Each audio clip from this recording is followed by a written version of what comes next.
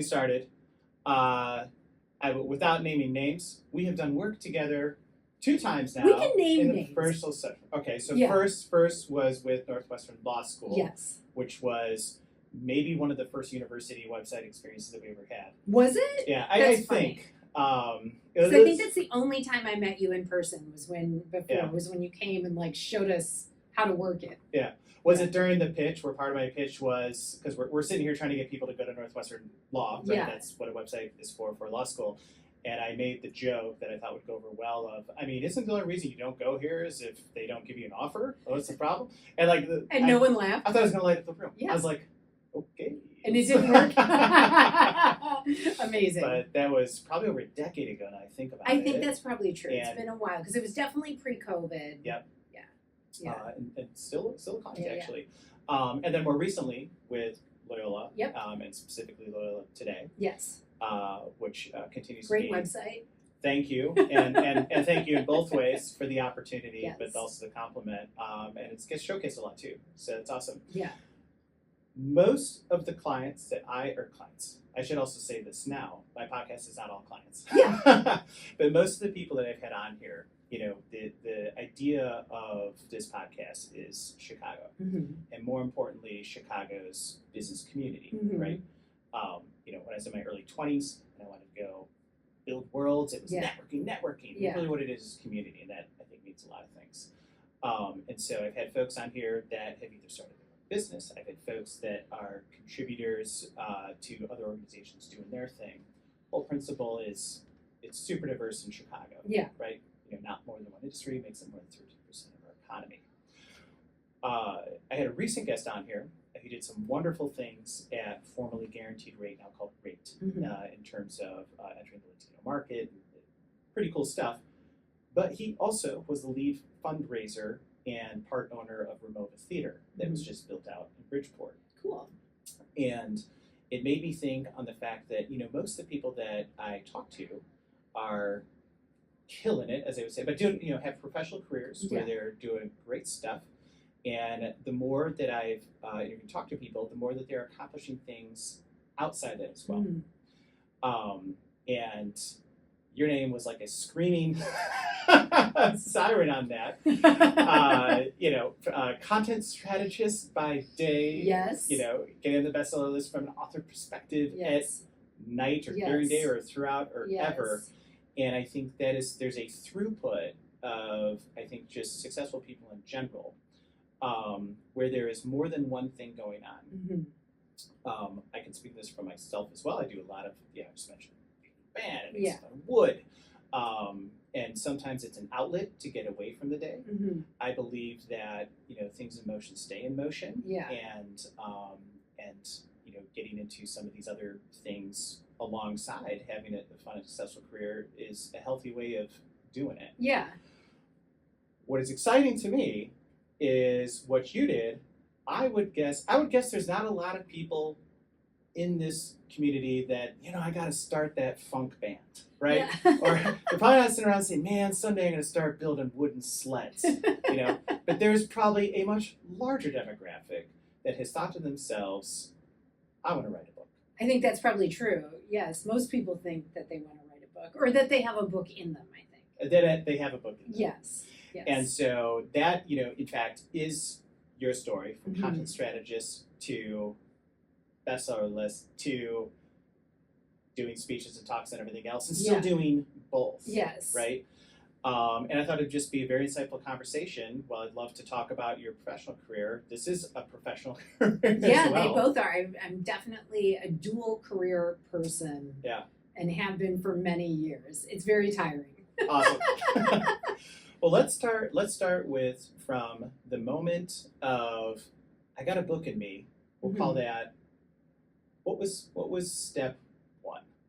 Yeah, I mean, so it's been like a gazillion year process, honestly. I always had to have a job, right? Because you have to have a career. And my first job was at Chicago Kent College of Law, working in alumni relations. And then I moved to Northwestern. I was working in communications. And then I started doing a master's degree in creative writing. I always wanted to write, but I didn't want to be a journalist just because I don't think I have like those skills. I always wanted to be a fiction writer. And there was no way to be paid. Sure. Like, and so I had always had a day job. Eventually, I did an MFA at the University of Oregon, and that's really the moment where I had a day job there too, I guess, because you're teaching. Sure. So I was teaching undergraduate courses in creative writing and in composition and in humanities while I was working on my degree there. And then when I finished, I thought I'd be like the next Joyce Carol Oates by the end. It also doesn't really work that way. They Right. have you working on, I think most MFA programs are this way. You write short stories the whole time because that's what's digestible for a small group to like workshop versus longer novel length projects. So when you're done, you have like a book of short stories, but no one buys books of short stories Right. unless you're like really, really good. So I came back to Chicago and had to get a job again. Yeah. So I went back to Northwestern and I was working again in alumni relations. Then I was working in marketing. That's when we met. And then I was going to and then I moved to Loyola. So like this career as a higher education professional, I guess, it was my first job out of college. I've been in every area of higher ed, from alumni relations to graduate student advising to marketing and communications. So I did that the entire time. And then I was like always trying to write alongside. So I think your original question was like, when did you start writing this book? Was that? So no, but you touched on a lot of interesting things. So Yeah. always trying to write. Yes. And Yes. that is something that we see with people who want to start their own business or Right. want to write that book. Right. Stick on that. Yeah. What did it look like in terms of trying to write? So what were Yeah. maybe some of the behaviors or things that you were doing while pursuing your career that kept you in the mix? Yeah, I mean, it's interesting because I feel like, everyone has a unique story, but so I not only had a baby, but I also got divorced while I was doing my MFA. So I had, this. Okay, nothing else going on. Right, so I had this little Yeah. baby, and when I moved back to Chicago, he was 3, I was a single mom, Yeah. and I will say now, right, so I would have been like 33, now I'm 45, I give myself a lot of credit because I always stayed in the creative game, like I always, even with this little kid, raising him on my own, like figured out how to, I was taking, I took some stand-up classes. I took a couple classes at Second City. I took some, this still exists, FemCom. It's a class just for women comedians, which is great if you are looking to be in a community like that. And then I started doing storytelling. So Okay. it's like, I was raising this kid, I was working, but I was always like trying to figure out what my like specific creative path was gonna be and trying to like build it for myself. And I always wanted to write a book. Originally, I wrote my book, which is called Fan Favorite, and it's about like a Bridget Jones type character who goes on a bachelor type show. I wrote it as a screenplay. Interesting. And I wanted to do screenwriting, but like no one will read a screenplay from just like a random person in Chicago. Like, I was like, oh, this is like impossible, and I didn't have any contacts or networks. So then I was like, okay, I'm going to write it as a novel, and then maybe somebody will read it. Yeah. So I think I started it in 2018. Yeah. And so it came out in 2025. So that's about, Okay. I sold it 2 years before it came out. Gotcha. Yeah. I want to go back on something really quickly, Yeah. just so we don't move past this, because again, the part of the conversation we're in is, how did I go from I should do this Yeah. to doing this? Yeah. One of the biggest hangups that I think a lot of people have is time, Yeah. right? Yes. And you just gave yourself a pat on the back for saying, single mother with Yeah. a child, and I was doing this. We could Yeah. probably pause with Yeah. pat on the back, and it's a pretty accomplishment to be a single mother Yeah. child, period. Yeah. And so what I think is also interesting, for people that listen to this is, the goal to write a book, it sounds like it transformed from Mhm. just a goal Mhm. initially to be part of that creative community. And so you're participating in classes, Second City, Mhm. you mentioned, writing a screenplay. it didn't start from people have books out there. I should go put a book on Amazon and be successful. So curious how that kind of evolved. Yeah, I mean, listen, I think if you, I don't know, I don't want to speak for all writers, but I think if you spend any time writing, you end up having a lot of respect for writing and just how difficult it is and how hard it is to do well. I think, you know, part of writing is constantly looking at something and being like, well, it could be better, or it should be better, or I want it to be better than what it is in its first iteration, right? Or you have this idea in your head of what it's going to be, but then the first attempts are always pretty far off, I think, from what you hope it is. So for me, I didn't really believe that I could write a book until I met my friend Rachel. You know Rachel. Sure. Rachel from Northwestern Law. Yeah. So Rachel was also working a full-time job, but she was also ghostwriting for celebrity clients. And now she's a full-time celebrity. Everybody look her up, Rachel Birchie. She is a full-time celebrity ghostwriter now. And that's cool to say at a cocktail party. Yeah, it's awesome. I mean, she's great. She just wrote a book for Brooke Shields. I mean, like, she's big time. But I remember she would be on calls with her agent, or she would be, you know, kind of working on these proposals, and she would look at me and just be like, of course you can write a book. Like, what are you doing? Like, start doing it, you know? And it was really watching her just doing it. And that, you know, it's the most cliched advice, but it really is like, you just have to sit down and start.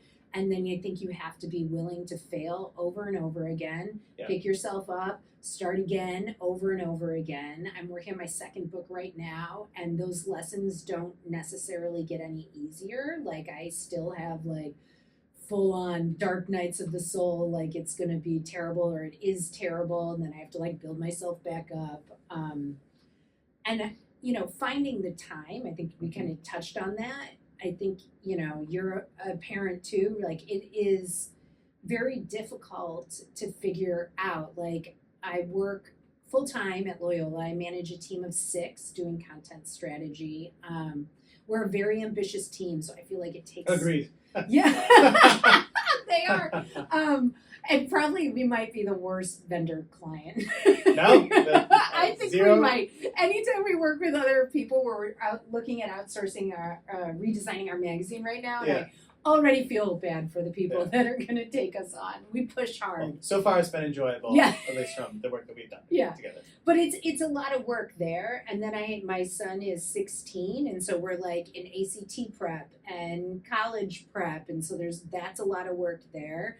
And so I was promoting my first book. It was coming out. That's a lot of work. I'm under contract for my second book. So I was getting up at like 4 a.m, like trying to write for 2 hours before I was like getting the kid up, walking the dog, like doing all the other pieces, commuting, working all day, coming home. I mean, there is no great answer other than like, if you're going to do it, you're going to have to like give things up, less brunches, less fun things, and you just have to do it.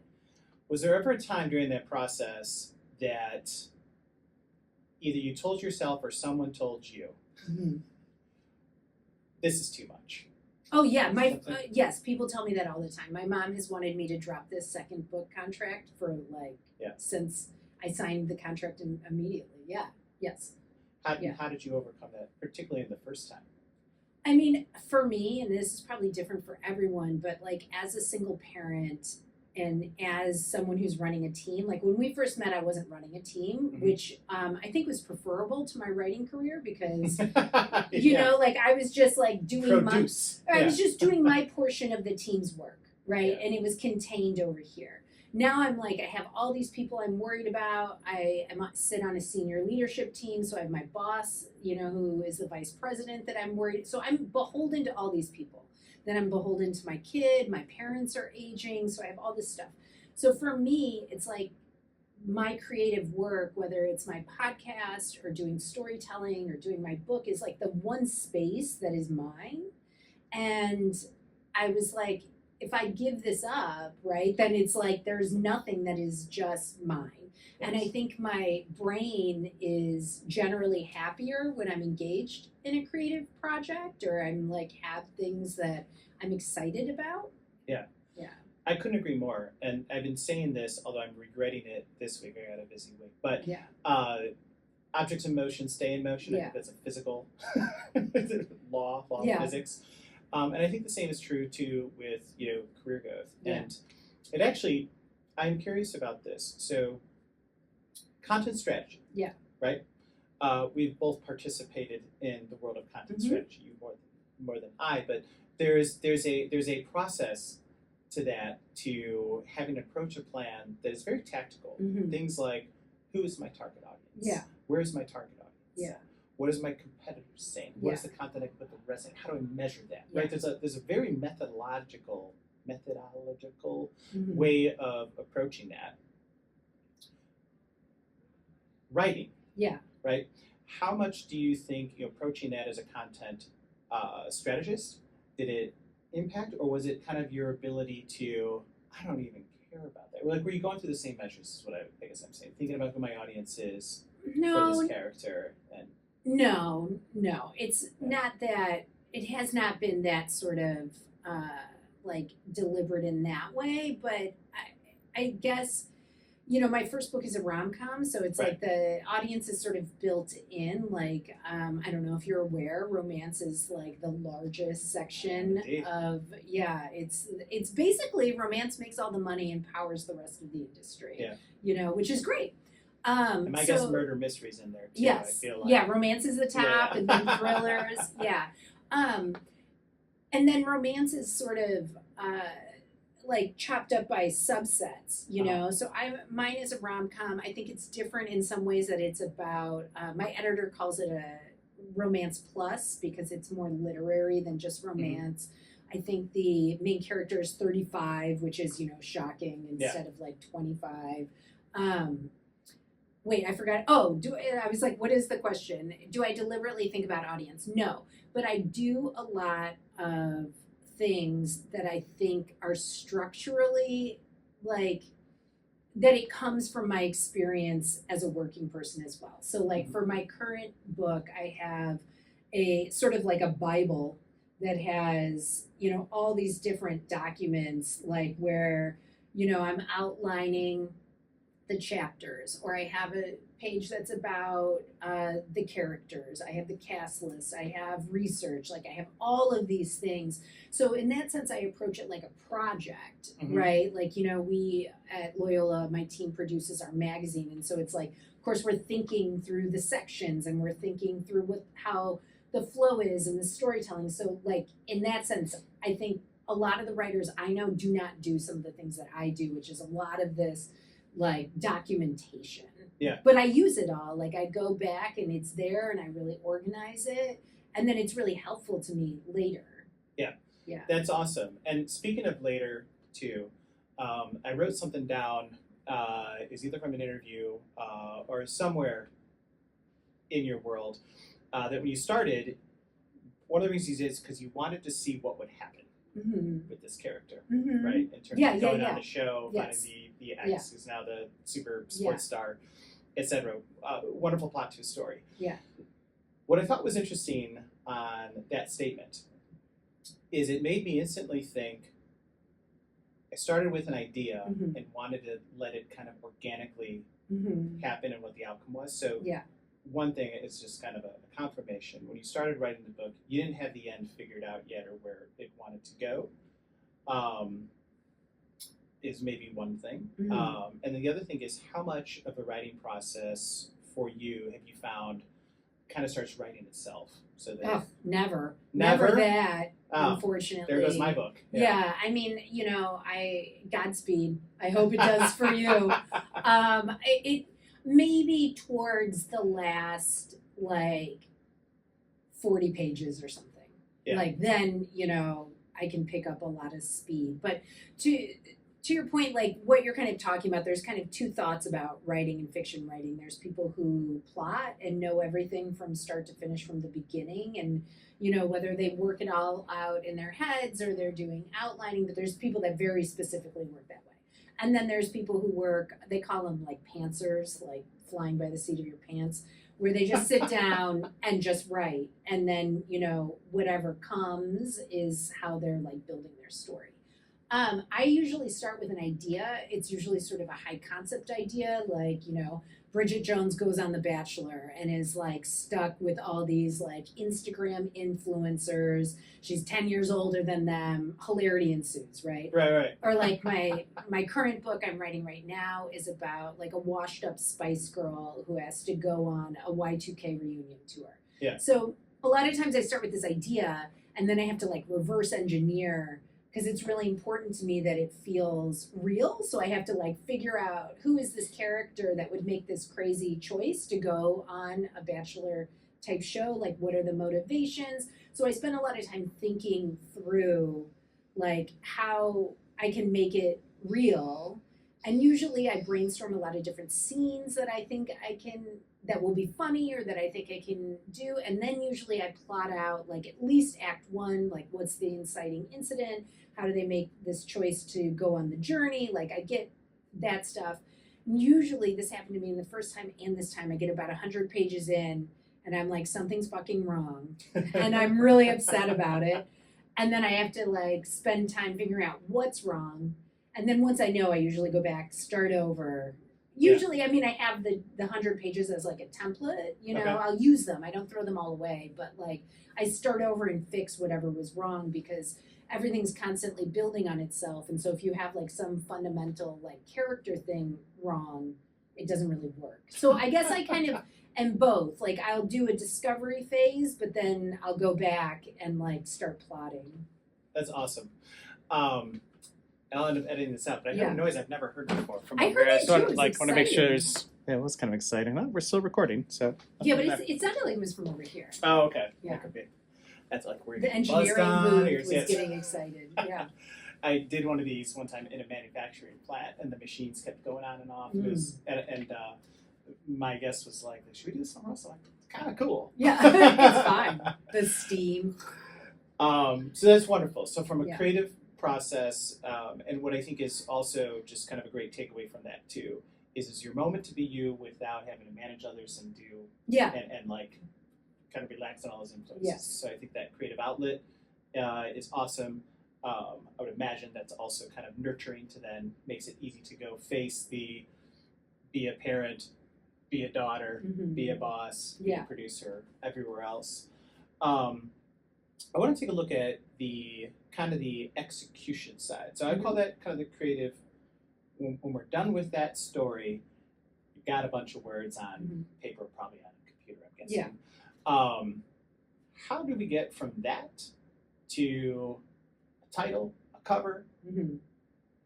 in Amazon? Yeah.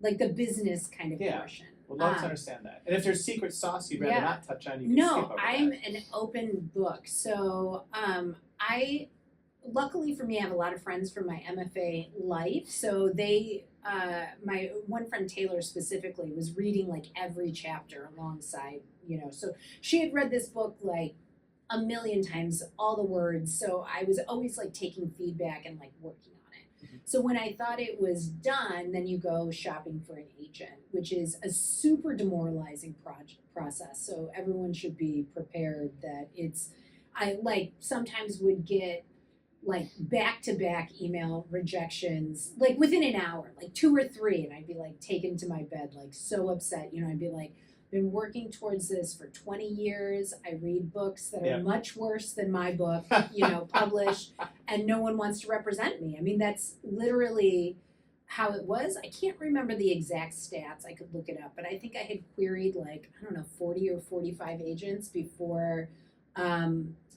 What happened was one of my friends was like, let me introduce you to this agent. Yes. And then Marcy, she picked me up. So to your early point about networking and community, I mean, Yeah. what everybody says is true. Like it, a lot of times I think is, very helpful to know people who, can support you and want to support you. So then I got an agent. And an agent's role is what? We're going to dive to in. sell the book to the publisher. Got it. Yes. So she gave me notes on the book. I did a revision on it, and then it went to market. So she, then is like using her contacts. She's sending it out to editors. She's trying to find a home for it. Eventually, it looked like it didn't sell at all. And I was very devastated. Again, same thing. I was like, I'm reading terrible books every day. Why is no one buying my book? So then I thought I would go the independent publishing route on Amazon, just as like a way to sort of reclaim like my experience. I mean, I'd spent years working on this book. I really thought it was really funny and smart. So I published it on Amazon, which is an interesting process to go through. Just you learn a lot about like how books get formatted and how you do all those things. So it was live on Amazon for about 5 days before it sold to a publisher. Oh wow! So yeah, through Amazon, or your agent finally? No, someone called my agent and said we want to meet with you, which was from. So there's 5 big publishers in New York. Okay. My publisher is Hachette, and my imprint is Grand Central Publishing. Okay. And so I kind of learned through that process which makes a lot of sense when I say it. You're going to be like, oh yeah, of course it's this way. Like there's these big businesses, right? Publishing is not necessarily about merit. It's about like what people think they can sell. Right. And so like if editors may have liked my book in lots of places, but not just the editor has to read it, like the marketing team reads it, usually the head of fiction reads it to like decide like, can we sell this book? Right. So it's typically a longer process than you think it's going to be, right? Because there's more people involved trying to vet this project and decide if they want to like invest in it. So I signed a 2-book deal in July of 2023. And the book still didn't come out for 2 years after that. So then there's like a whole process where you're working with your editor on revisions. You're doing the cover stuff, which is super fun. They'll send you ideas and you give ideas back. So your publisher was I have questions on that, but more specifically, the sellability of the idea. Yeah. So, and I think this is true with a lot of creatives. I mean, my day job is all in a way creative, right? Yeah. You've got a good product, yeah. right? What were some things that you think that you either did to make it feel sellable, right? Which is different from the work being quality on its own. Yeah. Or conversely, if there was anything strategic being done on that, what are some things that you think they saw that made them say, we can sell this? This is super interesting because, again, with my girl Rachel, she worked on this Real Housewives book. Like, she book doctored this Real Housewives book, and there was, like, a party for it with all the Real Housewives. And so we went to New York to go to this party. It's straight up my alley. Like, reality stars everywhere. We're having a great time. So the editor of that book came to this party, and we went out with him after. And he's a big-time editor, lovely guy. And we were talking about my book, and he was like, reality TV books don't sell. And just flat out. Yeah. And I was like, well, that fucking sucks. And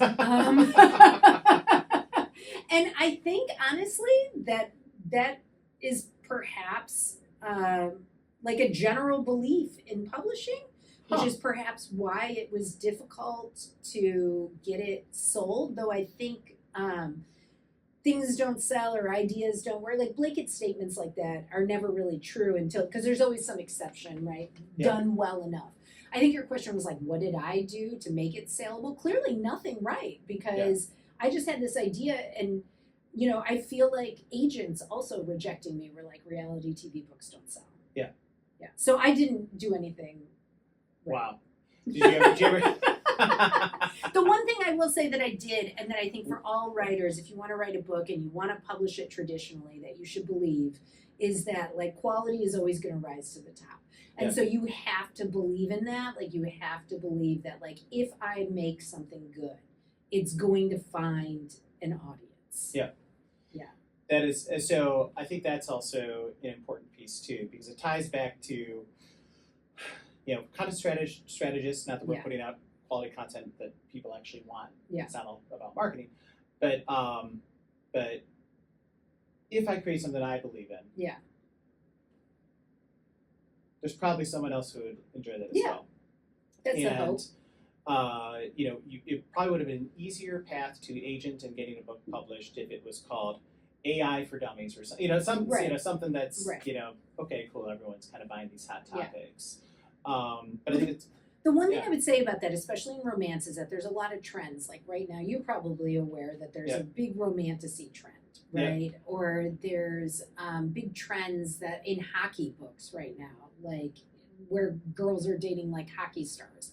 The thing with publishing is that it's super fucking slow. So, like I said, I sold my book 2 years before it came out. oh So yeah, trying and writing is typically slow. So like trying to be like, here is a trend that I'm gonna jump Mhm. on and I'm gonna like publish a book about it, I think is almost impossible because you really probably unless you've got to create your own trend, right? That's gonna be the thing 3 years from now. So I've got a question on that too. So that's super insightful. Yeah. Because you don't know what the trend is going to be. Right. So do you? Right. Yes. Another question I have. So I got a book deal. Mhm. That means something to people in some spaces. Yeah. My frame of reference for that is I forget the movies, but Mhm. the movie where the person is shacked up and they're writer's block because they got the book deal and they Yeah. got it delivered to their publisher and all Yeah. that other stuff. And it just seems like a nightmare. So in your process, you're writing, you're creating, you're finding the time. You've got the story. Mhm. You've got Rachel's reading along Right. for the ride as well. You've got that completed. That's when you go out to agents and say, read what I have. Yeah. Agents are then working with you maybe a little bit on that. Yeah. They're positioning, they're trying to get a deal signed. You get the book deal. What's the work now? Yeah, so now your editor is going to read it. They're going to send you a editorial letter that tells you all the things they want you to work on. Typically when you meet with your editor, when you're in like the sales buying process, they're going to kind of feel you out for like what things they might want you to work on and if you're amenable to those kind of like changes or whatever. My book didn't have a ton of changes, I think specifically because so many hands had been in it, like had read it and worked on it by the time it went. But then when you finally align with your editor on on the manuscript. So you're going to have like the big edits, maybe you're adding chapters, maybe they're flagging lines for you. There's line edits, maybe they want to change some words, right? So you go back and forth numerous times. Once you finally align, then it moves into like the production process. So like in that, you're still involved, a copy edit comes. The copy edit is wild. Like it's not just like somebody putting in commas and stuff. They do like a full sort of like fact check situation. Like the document I got from the copy editor, I felt so loved. It was like 15 pages. It had essentially like, you know, all the characters, descriptions about them, like, you know, because they're tracking to make sure that everything in there is correct and Yeah. from start to finish. So then you, in the manuscript, like accepting copy edits, they'll flag questions, factual things, you're working on that. At the same time, you're listening to auditions for the audiobook for actors. So you're like trying to pick a voice that's going to read it. Then at some point it moves, once you finish the copy edit, it moves into layout. Then you reread the whole thing again because they want you to make sure that like no sentences are dropped, that, right, like on the pages, that like when it moved in, that everything worked there. And then you're moving into the marketing pieces. When did you establish the title? Before or as a process? The title was a drama, yeah. The title we went back and forth on for a very long time before we like finally settled. And I feel like this was on the list from the beginning. It just wasn't like, I don't know, we had a hard time choosing the title. But now this book's called Fan Favorite. My second book will be called Pop Star. So it's like now I feel like it's all making sense that we're kind of building a brand. Oh, very cool. Yeah. That's awesome learning about that process. To reflect on that, I think a lot of what's put out there content-wise on people going through that process is I wrote this thing, the editors just tore it apart, maybe do this, you hear that all the time. But one thing you said you felt, I think the word was you felt so touched by the people that dive in, is the positive experience of like your creative work has become someone's job today. Yeah. And the seriousness that gets put in that. So that might be the first time that I've heard a very cool, positive story about that experience. It sounds, Yeah, it was actually great. I mean, I think, I did this MFA that was not great. I mean, I thought it was very, it was very traumatic for everyone involved. Our professors were very intense. The farther and farther away I get from it, the more outrageous I believe it to be. One of our professors used to make us vote on the story. So that, Ted's story is up for workshop, and he'd be like, okay, who liked Ted's story? And, there's 12 people in this room, and you have to. So I'm like, I like it because Ted and I are friends, no matter what, right? Like, I'm not going to let you hang. And so then he'd be like, well, what'd you like about it, Adrienne? And so then I'd have to find a spot. I liked this, and then he'd read aloud, now like shaming me and shaming you for how bad this thing is, right? So it was really traumatic. So by the time, I entered the publishing world, that was my frame of reference. That's what I thought essentially sharing your work with people in authority positions would be. That they would, sure. And it literally became a sort of shift in my mind that I was like, oh, these people want to make money. Yeah. They want you to be successful so we can all make money. Like, right. It's a totally different, they're in this thing with you because they think we can all have a positive outcome. Like, right. They don't want you to feel like shit. Right. But it was a real shift. No, that is so interesting. And also, quite frankly, unless you worked at another publisher someday, you also might have landed on just an awesome publisher in Sally. Yeah, they've been great. Yeah, similar to in professional services, right? Yeah. You're trying to grow the younger talent yes. to be better. There's some places that do that with a red marker, right? And there's some places that do that with more of a proactive approach, right? Because everyone benefits from right. doing that. Exciting. Okay, so we got through the process. The book is live. I was going to ask a question. You just touched on it. Do you get to pick who reads your book for the Audible and audiobook? And it sounds like you are part of that process. Yes. So actually, they sent a bunch of auditions I listened to, and literally it was like fate. The same day on Instagram, this Broadway star reached out to me and was like, "I would love to read your book. Can I audition for it?" And I was like, her name's Patty Murin. She originated the role of Elsa in Frozen on Broadway. Wow. She's a real deal actress, and she had seen my book on NetGalley, and she was like, I'm obsessed with this. Can I read this? And so I connected her with the publisher, and she ended up reading it. That's fascinating. And I do a lot of audiobooks. I also read normally, I wouldn't say both count. Both count. Both count. And curious, in your distribution, I don't know if you would know this, what percentage of people consuming your book are purchasing versus audio? Do you have any thoughts on that? I don't have really any idea, though I will say I find it surprising sometimes when people are like, oh my God, I listened to your audiobook. I was like, really? I don't know. I don't know why I found it surprising, but I guess, one of my friends from my MFA just said that she listened to it on audiobook. And, I guess I think of us as old school Gen X readers. Yeah. So I found it kind of surprising. I don't know, but I have no idea really what the breakdown is. But people tell me all the time that they listen to it on the audiobook. Do they tell you they think it's you reading it? No. Okay. No, they would know if it was me. I listen to some. I have a very Midwestern true. accent. True. I feel like they would know. The person who is doing it is definitely very performant. Yes. And I think makes a total impact on how it's consumed. Yeah. Okay, so you also talked about building a brand. Mm-hmm. Now, again, this was a passion project. I need to do this. I need to get this out of the book in me. Now we're talking about brand building. Now we're back in the corporate world. Yeah. Right? Yeah. Rather than diving down what that means for your next book, personal brand. Yeah.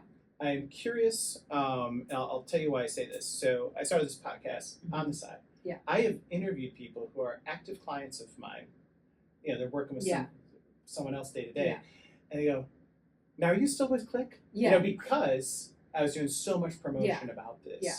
I have the advantage and disadvantage of not having an employer. Yeah. So I don't have the challenge of, are you working today or are you writing a book today? Right. Would love to know how your personal brand, right? How you see that now that you've got these dual kind of roles of success out there. Yeah, it's super interesting. I doubt people at Loyola will listen to this, so I feel a little okay saying this. I think Loyola is a conservative place, right? It's a Catholic university. And I think when I was interviewing for that job, I think they were a little concerned about my personal brand, which I don't find to be necessarily that like risque, but I think perhaps to your point, like it is a traditional employment situation, right? And so I've always been in higher ed, and because of that, I think, many professors have like side things, and that's just very normal to me.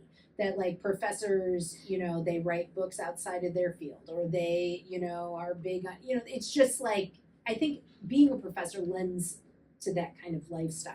So I never thought it was like that strange that, I had a podcast talking about pop culture, or like I have a Substack, it's called Where the Fuck's My Happy Ending. I think they found that to be a little risque. And I think my boss perhaps also felt a little, I don't know, maybe a little nervous about like what people would think about this like rom-com that I wrote. Like at the same time, they're super supportive of me, and like, they're super supportive of my team, and I think, they really value me there. But there is this sort of like interesting dance about like, because I'm also not just a junior employee. Like I sit on the senior leadership team, I run my own team. So it's like, I do think I'm expected to like comport myself in a certain way. But then on the other side, I have, this whole other world. Again, I don't think it's that risque, but I do think perhaps it's not like corporate and buttoned up. Right. Well, it's also kind of interesting that, now I'm not speaking on behalf of Loyola or whatever, but when you do have a brand, I think having members that have that are bringing some diversity to what that means, I think can be beneficial. I agree. I mean, and I'm a huge fan of the Loyola brand. I'm a huge fan of their ethics and their values, and their values around education. And, like, I think they are fantastic. And I would say the big bridge between both of my worlds is always storytelling, right? Like, content strategy for me is a lot less about like the data and all of that kind of stuff. I have team members who focus on that stuff. I'm much more like, what's the story? How do I think it's going to hit? Like, what's exciting about it? Like, it's really the storytelling. Yeah, which shows through in your work on that front as well. Okay, very interesting. So we talked a little bit about, your relationship with your day job and going out there, and there's the benefit that professors are out there doing their things and that sort of thing. In terms of kind of like time management or things like that, is there anything that someone at Clique wants to go write about, right? For example, that you might give as recommendations to helping keeping that balance? Sorry, let me ask this question a little bit differently, even if that did make sense. When I decided I was going to start this business, I had already started this business, and I kept it out of the way of my day job, which was at a large consulting firm. And I talked to a couple of advisors or friends to say, hey, I kind of want to disclose this is going on so they know what it is and what it isn't. And I was given advice first by my friends to say, well, when you talk to the CEO, they want to make sure you're not stealing from him and not stealing clients. So you make that clear, which your billable hours and all that shows it. Then when I talked to the CEO and said, hey, I've got this lemonade stand that was kind of a creative outlet that started to become a thing, wanted to know what it was and what it isn't. And one of the things that he told me is like, well, one of the things that I want to definitely recommend is I wouldn't talk a lot about it around here. And the reason is because anytime you're late for a meeting or anytime you come looking a little bit tired, the default assumption will not be that you were crushing it on some client assignment. It'll be that you're doing something else, right? And so they were very concerned about my brand within the organization, and I thought that was great advice. So I was curious if there's anything like that that you might give. I think that's absolutely great advice. I disregard it. Personally, I think it's bullshit, like overall. Like, I'm very focused on like output Yep. You know, my team is super high performing, and the work that we do is winning awards, and you know, I'm getting a ton out of a little. Like, we are a small team and we're Yep. doing a ton. So I feel very confident always being like, you know, let's look at what the facts are here, Yeah. right? Like, we're doing the work. I think some of this also comes from being like a single mother. Yeah. Like, you know, if my kid, I always had to have jobs that understood that, like, if my kid is sick, I have to pick him up.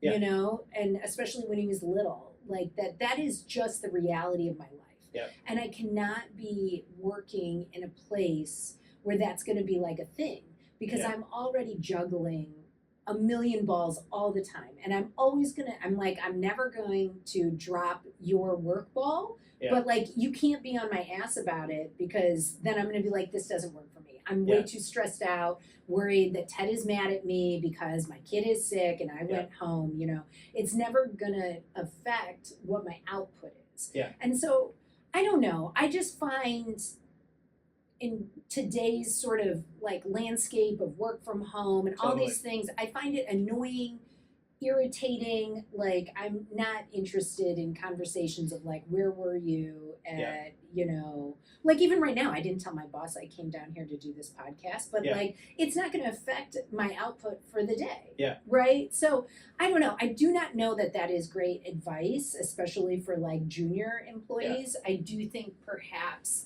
I absolutely, when I moved to Loyola, I think got some like questions about like, how do people know I'm not like writing a book on Loyola's time? Yeah.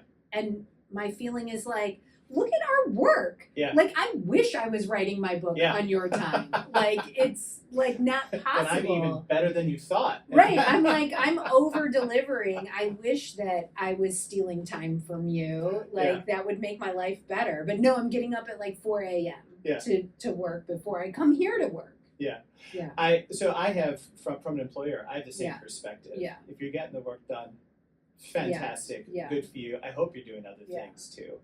And it's funny, if I reflect on it, you know, which was 20 years ago, some time ago, I think also part of that is in my specific situation, talking about doing a new thing might get other people excited about going out and doing their own thing, that type of stuff too. So there's probably a little bit of that. But the key there, I think, is transparency and honesty. Yeah. I think the advice you got is most advice that most employers would give. Like, don't talk about your side hustle. Yeah. Yeah. That's very interesting. And it might be the advice I would give other people. I think I'm too on the internet, right? Like, I think it would have been very also difficult. A good point. Yeah, I think it would have been very difficult for like my boss not to know that I had a book coming out. Exactly. You know? Exactly. No, that's awesome. Okay, so I want to touch on, so we talked about community, we talked about support that we got for people. Curious from a Chicago perspective and that community. Yeah. How, now certainly there's, character takes place, right? Also, so we've got inspiration and that helped probably design some scenes in your mind, that sort of thing. But in terms of executing something like this, how did Chicago, what was uniquely Chicago about the experience, or was anything? About like the writing the book or after the book or any of it? I would say any of it. Okay. I will say one thing I really became clear for me and that I was really grateful and appreciative of was when the book came out, it became very clear to me the networks that I had built over the past, you know, I guess I moved back here 13 years ago. So it was very clear that, and it was all organic. It was never on purpose, like, oh, I need to know this person because they're going to help me with my book someday, right? It was just that, like I said, I did classes and I met a lot of people with similar interests. And then, you know, I started doing storytelling and met a lot of people with similar interests. And then I was working in creative fields or always kind of keeping my foot in the literary world and meeting people, and because it was the stuff I'm interested in, going to readings, like, all those things. So when my book came out, there were a lot of people ready to like help me promote it. Like, I had written a column in Chicago Magazine, and so I reached out to them like, will you, like, are you interested in my book? And they ended up picking it for one of the top summer reads, right? But again, it was because I had worked with them for a long period of time, or like I just appeared at Printers Row. My friend Amy does all the programming for the Printers Row Lit Fest. So it was just kind of all of these pieces. I really realized, like, wow, like, I had built this whole community over the course of all of these years, and I'm really lucky to have done it. Yeah. That is awesome. And I happen to feel, now I haven't lived long term in other cities, but, and in fact, I think others would be probably just as successful, but building a community, I think, is a huge part. Yeah. And I get asked a lot about, and as I was younger, and still look for advice on how do I network? Yeah. Well, one time I was given advice that, well, if you're going to network, it's not exchanging business cards, it's knowing what you represent, what you represent to them, and just going out and being that. And if I walk into a room, this entire room knows that that person does that thing, and if they ever have a need. And I always thought that was interesting, but it just felt too tactical. Yeah. And I think tactical gets in the way of building relationships. Yeah. And so I like your flavor of it, which is what I agree with as well, which I am pursuing things that I enjoy, that align with who I am. Yeah.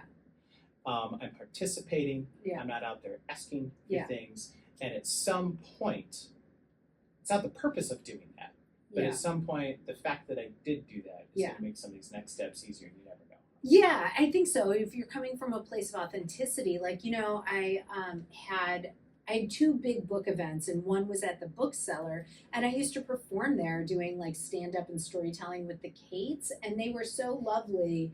They knew me from when I was like slinging jokes, and so then they threw me this like lovely event, and then they asked me to run a big event coming up for them. And so again, I feel like if you're being authentic and organic, like, those things will come. I mean, listen, I do think my book would be able to be a lot even more successful if I knew some like really big influencer, or if I knew some like big celebrity, or like, I am still hopeful, and if anyone is listening, I'm still hopeful that this book could have like a huge moment if it gets in the right hands. So please contact me. I will send you a copy. Put it in those hands. Okay. But like, if you don't have that, right? Like, most people don't have, 1 million followers on Instagram to speak to, or don't, I think that you're just kind of organically building it step by step. Yeah, 100%. And I also think kind of the takeaway there too is the message isn't go talk to everyone and build a community, but it is get out there and participate. Yeah, absolutely. And support other people too. And support other people. Yeah, you can't just be like, this is my thing, like, care about it. Right. You got to show up at other people's shows, other people's readings, other people's books, like, Yeah, and really become part of that community so people understand what's there. No, I think that's awesome. Cool. So kind of wrapping up here. Yeah. I'd like to think about learnings, right? So question I will put out there is, what is something in the process that you were totally wrong about and you learned once you got started? About publishing generally, or writing? I'll even go back to, I want to write a book someday. I need to get to writing that book. I don't know. I mean, I think I'm constantly learning how difficult it is, and how to be like kind to myself and know that like I can get to the end. That like you can get there. I just read this quote that I actually felt like it was really helpful to me, that it was about like writing a book is like all you see is the finished product, like, but it's like painting a wall, and there's like 30 coats of paint, and you think it's this. And I still, even though I've been writing for many years, think it's this, that it should come out just as this perfect product. And if I was any good at it, it would. Yeah. right? But really, there's all this, working on it. Like if you read my book, those sentences had been worked over and over and over again. Yeah. And so I'm in an early drafting point right now, and what I want it to be is the finished product. Right. And so I'm always having to figure out how to deal with myself. There's a part of me that's always freaking out. That's always like, see, if you were good at this, you wouldn't be struggling with this paragraph. Or like sometimes you'll be writing something and like just making somebody stand up and walk up the stairs feels impossible. Yeah. And you're just like, all you have to do is move them, but like trying to write the sentence in an interesting way, or like, it can be. And I will say, occasionally I'll pop into my Goodreads and look at, just what are the stats here, Yeah, sure. I try not to spend too much time in it, but like occasionally. And when I had a handful of 1-star reviews, I took a little peek-see. And it became very clear to me almost immediately that anyone that would leave you a 1-star review is someone who could never write a book. Yeah. Like, no offense. Because anyone who has been in that arena absolutely knows how difficult it is. Oh, 100%. And the flippant way that people would talk about it, I was like, okay. So there is some level that I think you're always learning how to like manage the part of yourself that is like really concerned that it's not as good as you want it to be. Yeah. And you also bring up reviews, which is interesting too, which is, to me, a 1-star review doesn't mean your book is bad. Mm-hmm. It means it wasn't for that person. Sure, yeah. Because we're still the creative side of things. That's fascinating. So for someone that is looking to get started, what might be if you give one piece of advice to the person sitting at another school or somewhere else, has a day job, has a career, doing well, they've got that book idea, what's the one piece of advice you might give? I mean, it's the simplest piece. It's always like writing is about forcing yourself to sit in the seat, and like you're going to get uncomfortable, you're going to get stuck, but you're still sitting in the seat, So like anything, right? If you're going to start running, you might start with 15 minutes and then, the next week start at 30. Like you can on-ramp yourself, but I think know it's going to be uncomfortable, create the time for it. Routine always helps me. Like I'm going to do this at this point, and like sticking to the routine will help you be more productive, especially as most people live very busy lives. Like it's really easy for a day to get derailed, especially if you have a kiddo who like suddenly something's happened at school and you've got it right. Like or suddenly there's a work crisis. Like I think planning, that's why the 4 a.m. thing is always good, because most people are not looking for you then. Yeah. I don't know. There's no good advice. There's no easy way out.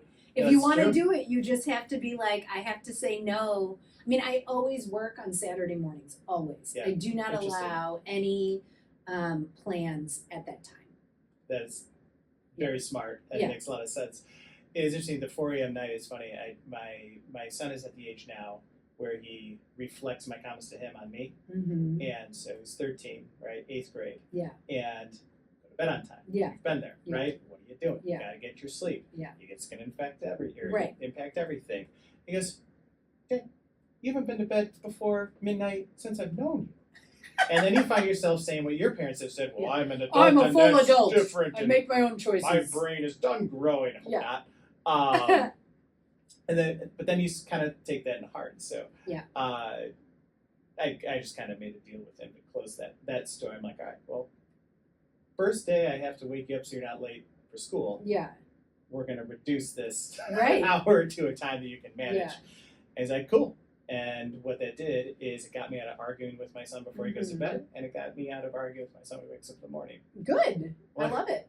Not that we argued, but a creative solution. All this stuff. Yeah. Awesome. So, final question is, because I am curious. The next book is Pop Star. Mm-hmm. Do you think doing it a second time is going to be easier? So far, it's not any easier at all. And it actually took me, one thing that was harder about it was I was trying to write it at the same time that we were doing all this like fan favorite marketing launch, like, so it was very difficult to separate myself from these other characters while trying to build this new world, because this other world was just like ramping up, you know. So that was difficult. I think you also start freaking out, like, what if it's not as good as the first one? What if people don't like it? So that I don't think has been easier either. I mean, for me, I don't know, maybe other people don't feel this way. I think writing is really hard. And if you're good at it, it's going to be hard because you respect it, right? You respect the things that you're reading, and there's reasons why you like it and why you're compelled by it. And then you want to write something that people like and are compelled by, right? Yep. And to do that, it takes a lot of time to craft it. So I think, you know, accepting it's never going to be easy has been a journey for me. Right.